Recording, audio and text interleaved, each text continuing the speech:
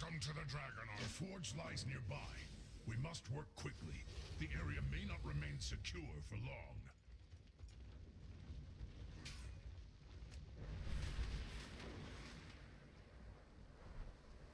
Let us begin.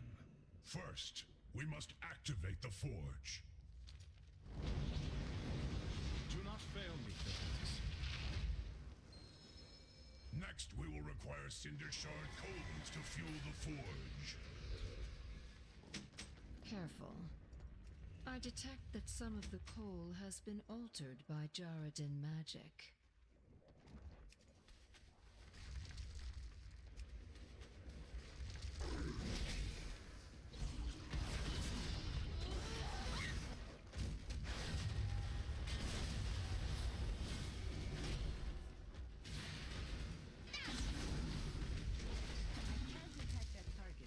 Excellent.